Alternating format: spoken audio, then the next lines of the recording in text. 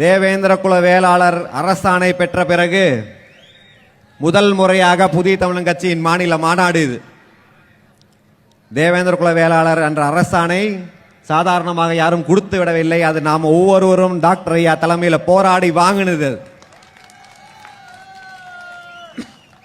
இன்னைக்கு தேவேந்திர குல வேளாளராக இன்று கூடியிருக்கிறோம். அது யாரும் கொடுத்துட்டதா நம்மளை நம்ப வச்சிடக்கூடாது. சரியா 5 ஆண்டுகளுக்கு முன்னாடி 2021 ஜனவரி 6ஆம் தேதி இதே மதுரை பழங்கானத்தில் மிகப்பெரிய ஒரு பேரணி, தேவேந்திர குல வேளாளர் அரசாணை கேட்டு தடையை மீறிய பேரணி. அந்த பேரணி நடந்து 20 நாட்களில் அரசாணை வந்துவிட்டது. ஜனவரியில் பேரணி நடத்தினோம், பிப்ரவரி மாதத்தில் அரசாணை வந்தது. அதே போல இன்றைய தினம் மதுரையில் இது எதுவும் கோரிக்கையை வச்சு நடத்துகிற மாநாடு கிடையாது. பட்டியல் வெளியேற்றம் கொடுங்க, அதை கொடுங்க, இதை கொடுங்க என்ற கோரிக்கையை வைக்கிற மாநாடு கிடையாது. மாறாக இது அதிகாரத்தை நோக்கி மக்கள் அரசியலாக ஒரு கொடியின் கீழ், ஒரு தலைவரின் கீழ் ஒன்று திரள்கிறார்கள் என்று காட்டுகிற மாநாடு. எல்லா காலத்திலும் கோரிக்கை மட்டுமே வச்சிட்டு இருக்கிற இடத்துல இருக்க முடியாது. நம்ம பட்டியல் வெளியேற்றம் தான் அடுத்த கோரிக்கைன்னா அது கோரிக்கை கிடையாது, அது அதிகாரத்திற்கான ஒரு வழி. அந்த வழியை நம்ம அதிகாரத்துக்கு போகிறதுக்கான வழிதான். அதனால நம்ம அதிகாரத்தை வென்றடைவோம், நமக்கான கோரிக்கையெல்லாம் நாமளே நிறைவேற்றிக் கொள்வோம் என்பதற்காக தான் புதிய தமிழகம் வெல்லும் என்ற ஒரு தலைப்பில் முடக்கத்தோடு இன்று கூடியிருக்கிறோம். இது மாநில மாநாடு என்று சொல்றேன். கடந்த பாராளுமன்ற தேர்தலுக்கு பிறகு கோவை பொதுகை இல்லத்தில் கட்சியினுடைய பொதுக்குழு கூட்டம் நடைபெற்றது. அங்க நிர்வாகிகள் மத்தியில் டாக்டர் ஐயா அவர்கள் பேசினார். இந்த மாநாடு அப்போதே அறிவிக்கப்பட்டது. 2024 டிசம்பர் மாதத்திலோ ஜனவரி மாதத்திலோ மாநாடு இருக்கும் என்று அறிவித்தார். அது வரைக்கும் வேற எந்த பெரிய போராட்டங்களோ பெரிய கட்சி நிகழ்ச்சிகளோ இருக்காது. அந்த மாநாட்டுக்கும் அடுத்த கட்சி கட்டமைப்பை தயார்படுத்துவதற்கும் உண்டான பணிகளை மட்டும் செய்வோம் என்று அன்று பேசியிருந்தால் நிர்வாகிகள் எல்லாம் ஒரே மகிழ்ச்சி, ஓ மாநாடு அடுத்த வருஷம் தான். ஆனா அன்னைக்கு சொன்னதும் தான் சொன்னாரு, அன்றிலிருந்து ஒரு வாரம் கூட ஓய்வு இல்லாம தொடர்ந்து உழைச்சுக்கிட்டே போராடி கொண்டே இருந்துகிட்டு இருக்கிற புதிய தமிழன் கட்சி. காரணம், அப்படி போராடாமலோ பணி செய்யாமலோ நடத்தாமல் இருக்கிறதுக்கு நம்மளுக்கு அந்த சொகுசோ அந்த சௌரியமோ நம்மளுக்கு கிடையாது. 2024 தேர்தல் முடிந்தது. அடுத்த வாரமே மாஞ்சோலை மக்கள் போராட்டத்தை கையில் எடுத்தோம். மக்கள் மன்றத்தில் போராட வேண்டியது இருந்தது, நீதிமன்றம் போராட வேண்டியது இருந்தது. ஒட்டுமொத்த தமிழக அரசு, மத்திய அரசு, உயர் நீதிமன்றம், உச்ச நீதிமன்றம் என்ற அனைத்தும் எதிர்த்து நம்ம தேவேந்திர குல மக்களுக்காக நம்ம போராடினோம். ஏன் இத்தனை போராட்டம் செய்ய வேண்டியது இருக்கு? காரணம், நம்ம கையில எந்த அதிகாரமும் கிடையாது. அந்த மலை வனப்பகுதி, அங்க இருக்கிற மக்கள் எல்லாம் வெளியே போங்க, எங்கேயாவது போய் வாழுங்க என்று ஒரு சட்டம் போடும்போது நம்மளுடைய குரல் அந்த அரசவையிலோ அந்த அமைச்சரவையில் இருந்திருந்தால் அப்படி போட்டிருப்பானா? போட்டிருக்க முடியாது. ஆனா இன்னைக்கு வரைக்கும் அந்த மக்களுக்காக போராடி கொண்டு நீதிமன்றத்திலே எல்லாத்திலையும் போராடி கொண்டு இருக்க வேண்டியது இருக்கு. அதை தொடர்ந்து சராசரியாக அடிப்படை இடஒதுக்கீடுக்காக ஒரு போராட்டத்தை, பெரிய போராட்டங்களை நடத்த வேண்டியது. தென் தமிழகத்தில் தொடர்ந்து நடைபெறும் கொலைகளுக்கு எதிராக போராட்டங்கள். திருநெல்வேலியில் கவின் படுகொலை செய்யப்பட்டார், கோவில்பட்டியில் இளைஞர்கள் படுகொலை செய்யப்பட்டார்கள். தென் தமிழகம் எங்கும் கொலை என்று அந்த கொலைகார கூட்டத்துக்கு எதிராக புதிய தமிழன் கட்சி போராட வேண்டியது. அதுக்கப்புறம் இருக்கன்குடி மாரியம்மன் கோவில் என்று தொடர்ந்து, அதுக்கு பிறகு டாக்டர் ஐயா அவர்கள் ஊராக சுற்றுப்பயணங்கள்.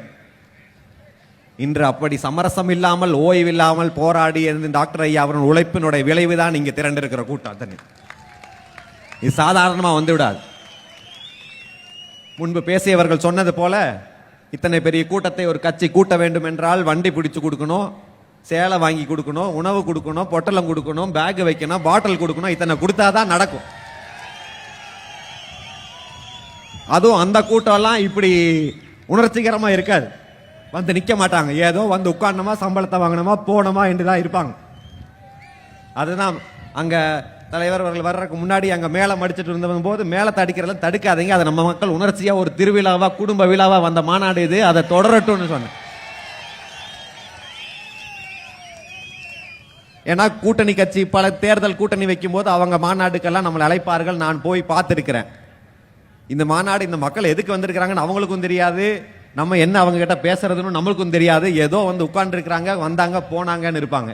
ஆனால் இங்க என்ன டாக்டர் ஐயா என்ன சொல்ல வந்திருக்கிறாரு, என்ன தகவலோட நம்ம ஒவ்வொரு கிராமத்துக்கும் போவோம் என்று வந்திருக்கிற கூட்டம் தான் இந்த கூட்டம். அதுதான் புதிய தமிழன் கட்சியினுடைய கூட்டம். நம்ம பல ஆண்டு காலங்களாக பல கோரிக்கைகளை வைத்து இந்த சிவப்பு பச்சை கொடியேந்தி போராடி இருப்போம். அரசாணை வேணும்னு கேட்டிருப்போம், அரசு விழா வேணும்னு கேட்டிருப்போம், அங்க சிலை வைக்க வேண்டும், அந்த மாவட்டத்துக்கு இவர் பேர் வைக்க வேண்டும், அந்த போக்குவரத்து கழகத்துக்கு இந்த பேர் வைக்க வேண்டும் என்றெல்லாம் போராடி இது உண்டு. ஆனால் முதல் முறையாக இந்த சிவப்பு பச்சை கொடி அதிகாரத்தை நோக்கி போகுது. இதோடைய முக்கியத்துவம் நம்ம மக்களுக்கு புரியுதோ இல்லையோ, நம்மளை எதிரிக்கு நல்லாவே புரியும். ஏன்னா ஒரு பேரு, அந்த பேர் வந்து ஒன்றும் இல்லை, ஒரு தேவேந்திர குல வேளாளர்னு ஒரு சர்டிபிகேட் வாங்கி நம்ம வச்சுக்க போறோம். அது கொடுக்கறதுக்கே இவனுக்கு அவ்வளோ கசக்குதுன்னா, எளிய மக்களுடைய அதிகாரத்திற்கு போராடும் போது அவன் நம்மளுடைய பங்கு அதிகாரத்தில் கேட்கிறானே என்றால் அவருக்கு பயங்கரமான அவனுக்கு தெரியும். வயிற்றில் அடிக்கிறது, அவர்களுடைய அடி வயிற்றில் கை வைப்பது சமம். அதனால இது வெறும் ஏதோ தேர்தல் என்று நினைத்து விடாதீங்க. தேவேந்திர குல இளைஞர்கள் பறந்துபட்டு சிந்திக்க வேண்டும். ஏதோ இந்த சிவப்பு பச்சை கொடியை கையில் ஏந்திட்டு கோவில் திருவிழால டான்ஸ் ஆடிட்டு அதை வீடியோ எடுத்து போட்டு விட்டா மட்டும் அந்த சமுதாயம் உணர்வு ஆகாது. ஏதோ இந்த சமுதாயத்துக்காக உயிர்ந்தவர்கள் பின்னாடி போனா மட்டும் அது சமுதாய உணர்வு ஆகாது. இந்த கொடியுடைய முக்கியத்துவத்தை புரிஞ்சுக்கணும். இந்த கொடி சிவப்பு பச்சை கொடி என்பது வெறும் தெருமுனைகளில் பறக்க வேண்டிய கொடி இல்ல, கோட்டையில் பறக்க வேண்டிய கொடி என்பதற்கு தான் இந்த மாநாட்டின் வடிவம் அப்படி அமைக்கப்பட்டிருக்கு. ஒவ்வொன்றும் கோட்டை தான். நுழைவாசல் கோட்டை, முன்னாடி போட்டதுக்கு இந்த நுழைவாசல் கோட்டை, மேடையும் கோட்டை, எல்லாமே கோட்டை. சிவப்பு பச்சை கொடி பட்டொலி வீசி வீரமா பறக்கணுங்கிறதுக்காக தான் இந்த மேடை இப்படி அமைச்சிருக்கோம். அதை சாதாரணமாக எடுத்துக்கொள்ள கூடாது இளைஞர்கள். ஏன்னால் இங்க வந்து அடிப்படை வசதி தலைவர் அவர்கள் பல 3000 கிராமங்களுக்கு மேல போயிட்டார் இந்த ஒரு வருட காலத்துல. ஒவ்வொரு ஊர்லயும் போயிட்டு வந்துட்டு அவருக்கு அவ்வளவு மனவேதனை. அந்தந்த கிராமங்கள்ல அடிப்படை வசதிகள் கூட இல்லை. இந்த காலத்துல 2022 26 அடிப்படை வசதிகள் இல்லாம எப்படி இருக்க முடியும்? பஞ்சாயத்து பிரசிடென்ட் இருப்பாங்க, கவுன்சிலர்கள் இருப்பாங்க, எம்பி, எம்எல்ஏ, அமைச்சர், எத்தனை பேர் இருந்தும் ஒரு கிராமங்களுக்கு அடிப்படை வசதிகள் இல்லைன்னா என்ற என்ன அர்த்தம்?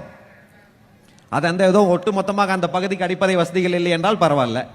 மற்ற ஜாதிக்காரன் இருக்கிற இடத்துல எல்லாம் இருக்கும்போது எங்க தேவேந்திர குல மக்களுடைய ஊர் துவங்குதோ அங்கிருந்து மட்டும் அடிப்படை வசதிகள் நிற்கிறது என்றால் அவன் எந்த இடத்துல வச்சிருக்கிறாங்கிறத நீங்க தெரிஞ்சுக்கணும். எப்படி ஒவ்வொரு கிராமத்துக்கும் அடிப்படை வசதிக்கு நம்ம போராட முடியும்?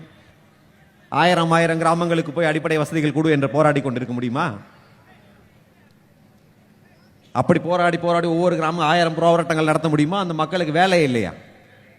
மாறாக இது வெறும் அந்தந்த கிராமங்கள் பிரச்சனை கிடையாது. ஒட்டுமொத்த தமிழகத்தில் தேவேந்திர குல வேளாளர்களுக்கு அதிகாரம் இல்லாததுதான் பிரச்சனை. அந்த அதிகாரம் தான் ஒரே தீர்வு. இங்க பட்டியல் வெளியேற்றமாக இருந்தாலும் சரி, எதுவாக இருந்தாலும் சரி, தேவேந்திர குல வேளாளர்கள் புதிய தமிழன் கட்சியாக ஒரு அணியில திரண்டு அந்த கொடி கையில ஒரு தலைமையின் கீழே வந்தால் மட்டுமே தேவேந்திர குல மக்களுக்கு விடிவு காலம் இருக்கும் என்பது இந்த இளைஞர்களும் புரிஞ்சு கொள்ள வேண்டும். இப்ப வந்து என்னைக்கு டாக்டர் ஐயா அவர்கள் கடந்த 2 வருடமாக அதிகாரத்தில் பங்கு என்று பேசினாரோ, இன்றைக்கு எல்லா கட்சியும் ஆரம்பிச்சிட்டாங்க. அதிகாரத்தில் பங்கு வேணும், அதிகாரத்தில் பங்கு தான் இருந்தால் தான் கூட்டணி என்று ஆரம்பிச்சிட்டாங்க. ஆனால் அவர்கள் கேட்பதற்கும் நம்ம கேட்பதற்கும் மலைக்கும் மடுவுக்கான வித்தியாசம் இருக்கு. அவர்கள் கேட்பது ஒரு கட்சிக்கு, நம்ம கேட்கறது தமிழ் குடி உழைக்கும் தமிழ் குடி மக்களுக்கானது. அந்த கட்சிக்கு அதிகாரத்தில் பங்கு இல்லை என்றால் அந்த ஜாதியை சேர்ந்த வேற யாராவது அது இன்னொரு கட்சியில் பங்கு பெற்றுட்டு போயிடுவாங்க. ஆனா இங்க புதிய தமிழகத்துக்கு பங்கு இல்லை என்றால் தேவேந்திர குல வேளாளர்கள் எந்தெந்த காலத்துக்கும் வர முடியாத நிலைமையில் வச்சிருக்காங்க. புதிய தமிழன் கட்சி அதிகாரத்திற்கு போக வேண்டும் என்றால் அதற்கு தேவேந்திர குல வேளாளர்கள் ஒட்டுமொத்தமாக சிந்திச்சு செயல்படும். ஏதோ சின்ன சின்ன அமைப்புகளை வைத்துக்கொண்டு சிறு அங்கே கொடி பிடித்து ஆடிக்கொண்டு ஏதோ ஜாதியாக இருந்து விடலாம், அது மட்டும் நிரந்தரமாக இருந்து விடும் அப்படின்னு நினைச்சிடாதீங்க. இன்னொரு கூட்டமும் இருக்குது, ஜாதி எல்லாம் வேண்டாம், நாம வந்து பெரிய முற்போக்கு அரசியல் பேசுவோம், அந்த தேசியம் இந்த தேசியம் எல்லாம் பேசிக்கொண்டு போகிற கூட்டமும் இருக்கு. அவர்களுக்கு சொல்லிக்கிறேன், நாம் ஒன்றும் இந்த ஜாதியை வேண்டும் என்று விரும்பி இந்த ஜாதி என்று பேச வரல. 50 வருடம் முன்பு மருத்துவர் படிச்சிருக்கிறார் டாக்டர் ஐயா. இன்னைக்கும் ஏன் ஜாதி என்று பிடிக்க வேண்டும் என்றால் இந்த ஜாதியால் ஒடுக்குமுறை உள்ளாக்கி ஜாதியால் அதிகாரத்தை மறுக்கப்பட்ட மக்களுக்கு ஜாதியா ஒன்று திரண்டுதான் அந்த அதிகாரத்தை மீட்டெடுக்க முடியும். ஜாதி தான் நம்மளுடைய கடைசி சோசியல் செக்யூரிட்டி, அதுதான் நம்மளுக்கு இருக்கிற கடைசி பாதுகாப்பு. ஜாதியா திரண்டு மட்டும்தான் பண்ண முடியும். ஏன்னா நாங்க தமிழராக நின்று பார்த்துட்டோம். நம்மளை வஞ்சிக்கிறது வேற தமிழ் ஜாதி தான், தெலுங்குன்னு ஒன்றும் கிடையாது. நம்ம திராவிடனாவும் இருந்துட்டோம். திமுகவும் திராவிடமும் ஓட்டு போட்டு ஜெயிக்க வச்சது நம்ம ஆட்கள் தானே, நம்ம முன்னோர்கள் தானே. ஆனா இன்னைக்கு அந்த திமுக ஏதோ ஒரு குடும்பத்திற்கு ஆட்சி ஆயிடுச்சு. அவர்கள் பேசுற சமூக நீதியும் கிடையாது, அவங்க பேசுற திராவிடமும் கிடையாது, அவர்கள் ஒரு குடும்பத்திற்கு உண்டான ஒரு ஆட்சி ஆயிடுச்சு. அந்த நிலை மாற வேண்டும்.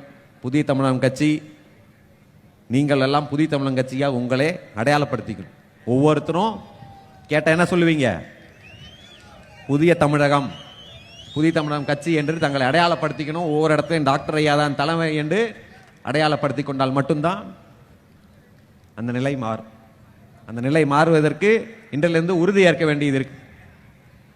ஒவ்வொரு தேவேந்திர குல இளைஞரும் அடுத்த தலைமுறை இப்படிதான் இருக்க வேண்டும் என்று உறுதி ஏற்க வேண்டியது.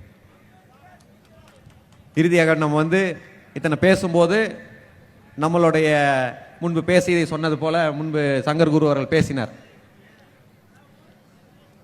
நம்ம தேர்தலில் நிற்கும் போது வழக்கமா நம்மளுக்கு உறவுக்காரர்கள் வருவாங்க. இவர் இந்த ஜாதி எல்லாம் போடக்கூடாது என்று ஒரு கூட்டம் வரும். இந்த ஜாதி கிருஷ்ணசாமி, டாக்டர் கிருஷ்ணசாமி அவர்கள் இந்த ஜாதி புதிய தமிழகம் கட்சியெல்லாம் இந்த ஜாதிக்காரங்க ஓட்டு போடக்கூடாது என்று ஜாதியை கையில் தூக்கிட்டு வருவாங்க. அவர்களுக்கு நான் சொல்லிக் கொள்வது, திருநெல்வேலியில் நான் பேசுனது மாதிரி தான். அவங்க ஒரு ஆயுதம் எடுத்தா அதே ஆயுதத்தை நம்மளும் எடுக்க வேண்டியது இருக்கும். அது நீ எந்த ஆயுதமா இருந்தாலும் அதை விட பெரிய ஆயுதம் நாங்க எடுப்போம்.